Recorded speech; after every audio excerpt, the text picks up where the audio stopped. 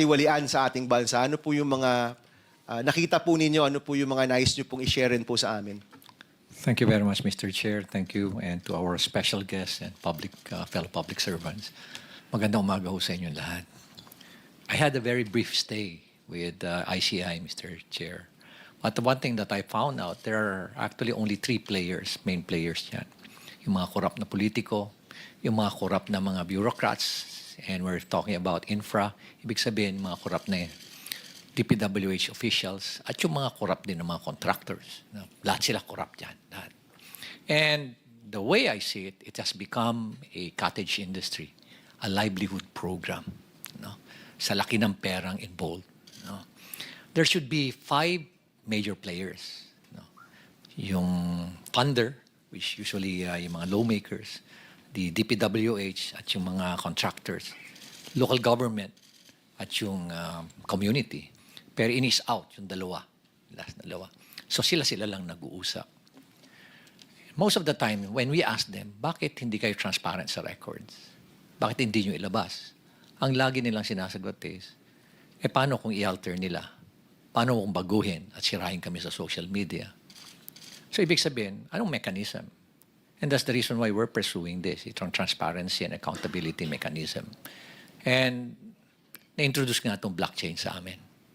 So pag in-introduce mo, sinabi mo na sa mga official na yan na, o bakit hindi nyo i-blockchain? Wala na silang rason. Kasi very weak yung kanilang alibay. Nasabihin na, hindi namin gagawin yan kasi baka nakawin. O kaya baka i-alter kasi sirain pa kami.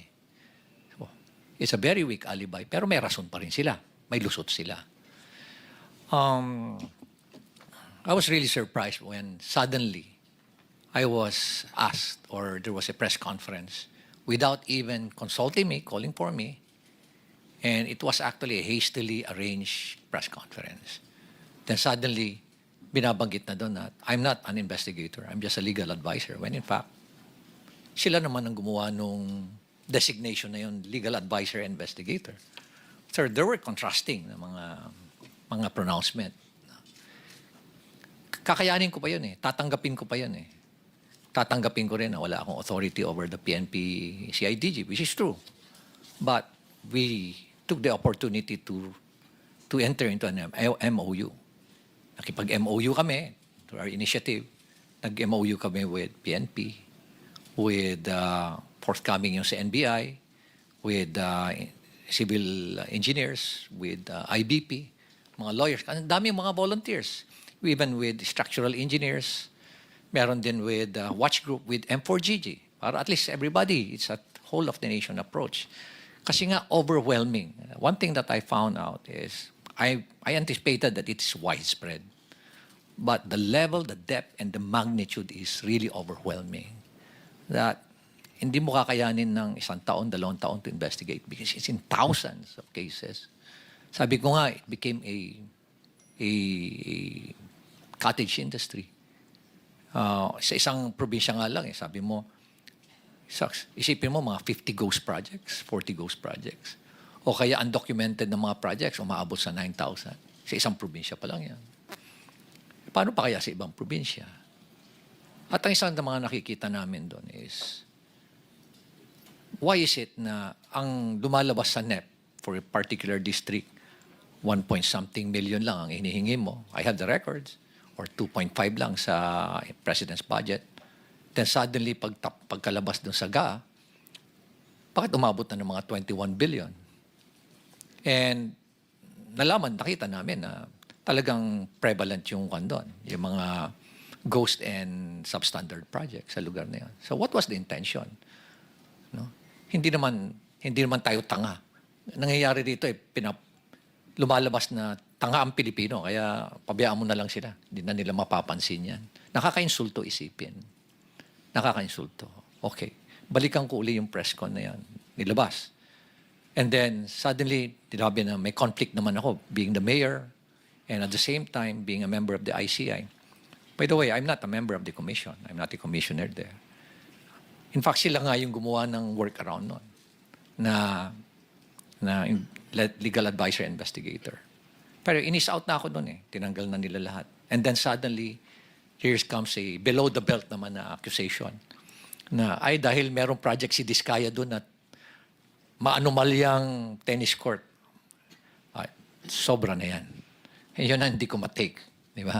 Parang pinapalabas mo pa na korap ako. Ay, yan na. Mag-aaway na tayo dyan. Ano? Ay, sa unang-una, sabihin ko nga, kung bulok ba ako, lalabanan ko yung mga very powerful na tao dyan. Di ba? You have to make sure that you have the moral ascendancy bago mo labanan yung mga tao. Otherwise, masisira ka din.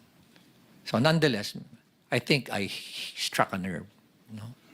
I don't like to, expound further. Basta I believe I struck a nerve or several nerves na they panic at kaya ganun ngayon nangyari. So I would like to end yung aking experience dyan sa ICI. But one thing that I can say is that there's no transparency.